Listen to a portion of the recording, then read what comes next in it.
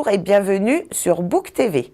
Au programme de ce JT, un incendie à l'école Virginie de Dieu, l'ouverture d'une classe internationale au collège Georges Brassens, l'arrivée d'une AMAP à Bouc-Bel-Air, le festival d'orgue organisé par l'association Les Amis de l'Orgue et enfin la cérémonie patriotique du 21 juillet. Une dépendance de l'espace Virginie de Dieu a pris feu le 21 juillet dernier entre 3h et 4h du matin. Les pompiers du SDIS 13 sont immédiatement intervenus pour maîtriser l'incendie. Leur intervention a duré une grande partie de la journée pour sécuriser les lieux. Par précaution, l'accueil de loisirs et l'espace jeunes ont été déplacés à l'école des Pins jusqu'à nouvel ordre. L'équipe municipale se mobilise pour que le bâtiment soit opérationnel dès la rentrée de septembre afin d'accueillir les élèves des écoles maternelles et élémentaires. Reportage. Eh bien, depuis 3h45 environ cette nuit, nous avons eu un feu qui s'est déclaré sur le bâtiment concernant l'école élémentaire ainsi que le centre aéré de Bouc-Bel-Air. Cette intervention a nécessité l'intervention d'une trentaine de sapeurs-pompiers ainsi que 4 engins. Pour l'instant, l'origine du feu est inconnue. Le feu s'est propagé à l'intérieur de l'isolation. Au niveau de l'isolation, on a eu un accès compliqué, rendu compliqué par la structure du bâtiment qui emprisonne l'isolation dans un bardage métallique et un bardage bois. Donc la principale action des pompiers a été celle de protéger le reste du bâtiment, à savoir le centre aéré et l'école élémentaire, ce qui a pu être fait. Donc actuellement, les opérations de longue durée consistent à dégarnir l'ensemble de la toiture de manière à isoler tous les points chauds et éviter toute reprise de feu, et également à pomper des eaux d'extinction afin de préserver le reste du bâtiment. Cette nuit, le feu a pris à l'école Virginie de Dieu, donc il y a eu une alerte immédiate, intervention des pompiers bien entendu. Donc les pompiers, à l'heure où je vous parle, c'est quasiment 11h du matin, sont toujours sur place en train d'évacuer l'eau, puisque évidemment pour éteindre un feu il faut beaucoup d'eau. Et les services sont actuellement également en train d'appeler tous les parents pour pouvoir déplacer les enfants de l'école Virginie de Dieu à l'école des Pins pour continuer notre mission de service public, c'est-à-dire d'accueillir les enfants malgré ce qu'il vient de se passer dans les meilleures conditions à l'école des Pins qui est bien sûr habilitée à recevoir les enfants et donc en tant que centre aéré, comme ça se fait régulièrement le mercredi. Nous n'avons pas de crainte pour la rentrée bien entendu, donc les classes n'ont pas été touchées, elles n'ont pas été arrosées, donc elles ne sont pas touchées. Nous mettons tout en œuvre de toute façon pour pouvoir récupérer notre école Virginie de Dieu en bon état et surtout que nous puissions faire une rentrée scolaire qui se passe du mieux possible. Quant au centre aéré et à ce qu'on en fera de tout l'été, nous préviendrons les parents et nous avancerons au fur et à mesure en fonction des travaux qui peuvent être réalisés. Donc pas d'inquiétude, les enfants seront accueillis tout l'été en mode centre aéré. Mais en attendant, un seul mot d'ordre à l'heure actuelle, c'est l'école des Pins qui recevra tous les enfants pour le centre aéré. Précisons qu'aucun blessé n'est à déplorer. Ces dernières heures, l'enquête a progressé. On connaît maintenant les causes de l'incendie. L'entreprise qui intervient actuellement pour la réfection de l'étanchéité du toit a provoqué un départ de feu samedi et ne l'a pas éteint correctement. Celui-ci, après avoir couvé, s'est intensifié dans la nuit. Nous vous tiendrons au courant si de nouveaux éléments sont portés à la connaissance de la mairie. Soyons un petit peu plus joyeux. Dès la rentrée prochaine, certains futurs collèges vont faire leur entrée en 6e dans une classe internationale américaine au collège Georges Brassens. Une première pour un collège public et une vraie plus-value pour notre commune. Notre équipe était présente lors de l'inauguration de la section.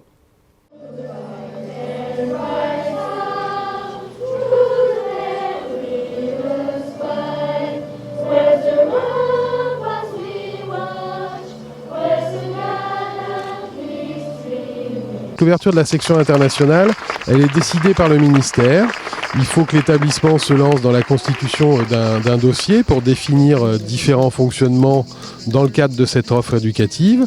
Alors, la section commence en 6e, se fait sur tout le parcours de collège, avec à la fin un diplôme national du brevet, option internationale. La section internationale, elle a plusieurs avantages. Une offre linguistique de qualité qui va leur permettre de développer des compétences de communication à la fois orale et écrite en anglais. Il y a le volume d'anglais, mais qui est le volume classique de toutes les classes de collège. Mais à côté, il y a 4 heures de littérature et de culture qui doivent être faites par un enseignant qu'on appelle un native speaker, donc qui est un anglophone, né anglophone. Et à côté, il y a la moitié du programme d'histoire géo, qui est une DNL, discipline non linguistique, qui va être enseignée en anglais. Et ça qui est fait par un enseignant qui a une certification qui l'habilite à enseigner l'histoire géo sur les programmes français, mais qui sont transmis en langue anglaise. Et les élèves du collège auront, grâce à ce parcours, quelques compétences en plus pour commencer à dessiner leur chemin vers les suites d'études post-bac et en faire, je l'espère, les leaders de demain. On a déjà eu cette année 80 dossiers de candidature pour 30 places. Ça laisse augurer sur les années à venir, je pense, des candidatures croissantes, bien évidemment de toutes les écoles primaires de Bouc-Bel-Air, mais aussi des villes voisines. La section internationale, elle va aussi offrir à ce qu'on appellerait des natives, des anglophones nés sur le territoire américain ou de nationalité américaine ou de nationalité, je dirais, de langue anglophone, d'avoir un parcours qui peut leur permettre de s'intégrer en France plus facilement. La présence de la consule des États-Unis est importante et symbolique. Alors elle montre d'une part le travail qu'on avait fait en amont pour construire la section, où le consulat des États-Unis s'est tout de suite posé comme partenaire. Donc cette présence, elle est symbolique à la fois pour donner force tout de suite au projet, et elle est aussi symbolique sur le futur et un partenariat qui sera riche d'actions communes montées avec le consulat des États-Unis de Marseille.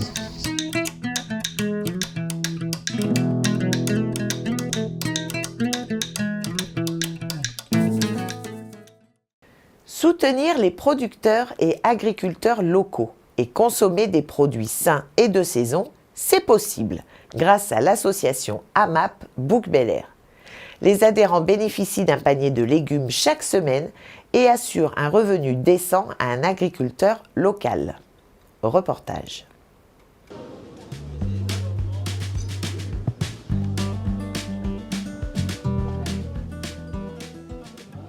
Mon rôle, c'est de produire des légumes diversifiés pour faire des paniers chaque semaine pour les membres de la MAP. Je voulais produire des légumes bio et avoir le retour des consommateurs en direct.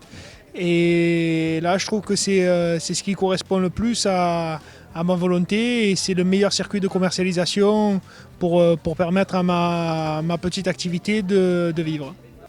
Les gros avantages pour moi, agriculteur de la MAP, c'est que ça me permet d'assurer mon revenu parce que ce que je produis, c'est sûr que c'est vendu parce que les gens s'engagent sur une période de 6 mois et s'engagent à me prendre un panier. Donc moi, je sais que ce que j'ai produit, ça sera vendu et à un juste prix. C'est un partage des récoltes entre moi et les AMAPiens. C'est la meilleure association qui peut être pour l'avenir de notre agriculture.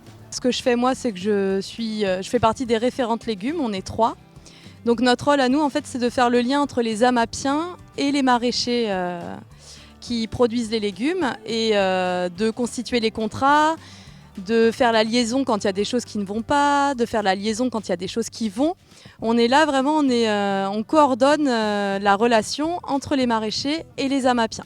Pour devenir AMAPien, déjà il faut venir nous voir. Il faut demander un contrat légumes. Donc le contrat légumes, c'est un engagement sur 6 mois. Alors pourquoi un engagement sur 6 mois? C'est pour permettre aux maraîchers d'avoir un revenu décent et de ne pas avoir des fluctuations. Donc il faut s'engager sur 6 mois, soit sur la période d'hiver, soit sur la période d'été. C'est s'engager à prendre un panier de 15 € toutes les semaines. C'est des paniers exclusivement bio. C'est toutes les semaines, tous les mercredis de 18 h à 19 h. Et il faut assurer au moins 2 distributions sur les 6 mois. En fait, l'objectif de la MAP, c'est pas du tout d'être un marché. L'objectif de la MAP, c'est vraiment d'avoir un partage solidaire, de participer à l'association, à la vie associative, de faire des distributions, d'être référent de produits. On peut être référent des fromages, on peut être référent des pleurotes, on peut être référent des œufs. Enfin, il y a énormément de producteurs, il n'y a pas que les maraîchers. Donc nous, on veut un revenu décent pour les producteurs locaux et puis le bien manger pour tous les Amapiens de Bouc-Béliard. Je suis un Amapien. Ça consiste à, comme aujourd'hui, distribuer les légumes. Donc à la base, on a cotisé pour une agriculture de proximité. Le système amapien il convient bien, c'est-à-dire que le citoyen a une force dans le sens où il paye avant que les légumes soient produits. Donc quelque part, il permet aux agriculteurs de s'installer. Bouc-Béliard, il n'y a plus que 3 agriculteurs qui commencent à être assez âgés. Pour être autonome, par exemple, en légumes, il nous faudrait 8 agriculteurs. 8 agriculteurs sur des terres de proximité. Terres de proximité de ceinture verte. Pour conclure, tout simplement, multiplier les AMAP et les ceintures vertes.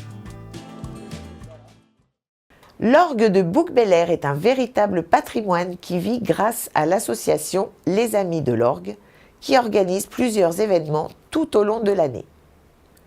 Bouc TV est allé à l'église Saint-André pour assister à l'un d'eux.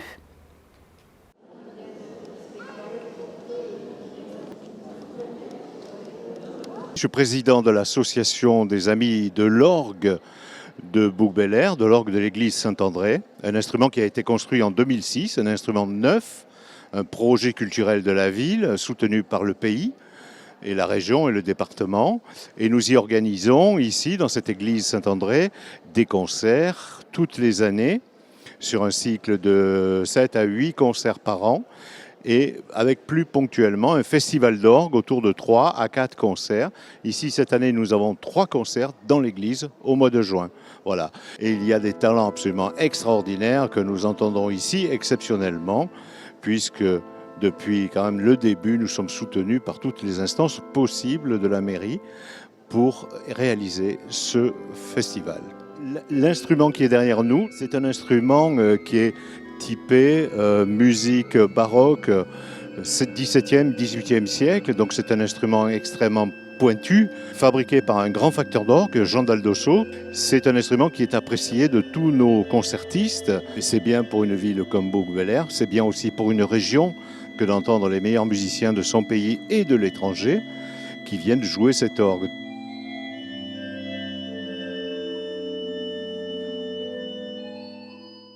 Ce dimanche 21 juillet a lieu la journée nationale à la mémoire des victimes de crimes racistes et antisémites de l'État français et d'hommage aux Justes de France.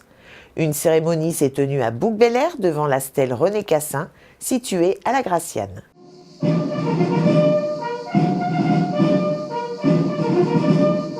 Cette cérémonie que nous venons de vivre en fait, a été instituée par le président Chirac il y a de cela bientôt 30 ans pour rappeler les crimes racistes et antisémites de l'État français. C'est l'État qui s'est institué sous l'occupation par, entre autres, le maréchal Pétain et d'autres dignitaires de ce régime.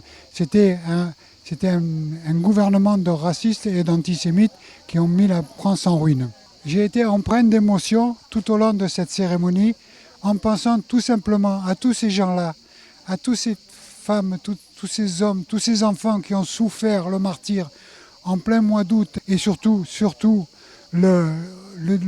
l'inquiétude du futur, du devenir, quand on sait en fin de compte que ceux qui sont devenus broyés par la machine antisémite nazie et tués tous en direction des camps de la mort. Alors là aussi, il faut rappeler ce que sont les Justes de France. En 1950, l'État d'Israël s'est donné pour devoir de récompenser, de mettre en avant tous ces gens-là qui ont aidé, qui ont soutenu, qui ont protégé des Juifs et surtout les avoir cachés pour ne pas être enlevés par la Gestapo et autres polices militaires nazies. Ils ont sauvé beaucoup de Juifs. Il faut savoir que la France est le deuxième pays à avoir le plus de Justes de France. Les justes parmi les nations, ce sont des gens qui ont donné de leur temps, de leur vie même, pour sauver des Juifs de la persécution. Alors là, je voudrais surtout m'adresser tout d'abord aux enfants, aux jeunes générations. Il ne faut pas oublier ce qu'a été le passé. Elie Wiesel, immense écrivain français, a dit un jour « Qui oublie son passé est condamné à le revivre ». Souhaitant que l'on n'ait jamais à l'occasion de se rappeler, de vivre ce qu'ont été ces années noires pour la France et pour l'Europe. Et pour ce qui en est sorti, la construction européenne, souhaitant qu'elle dure encore pendant longtemps, car c'est l'avenir de la France, de l'Europe et du monde. Cette cérémonie de mémoire aujourd'hui est d'hommage aux justes de France, et je pense plus que jamais d'actualité. Quand on voit ce qui se passe aujourd'hui malheureusement dans notre pays, s'agissant d'antisémitisme, il est important de se rappeler de ce qu'a été notre histoire, l'histoire de la France, de ne pas oublier pour que vraiment cela ne se reproduise pas.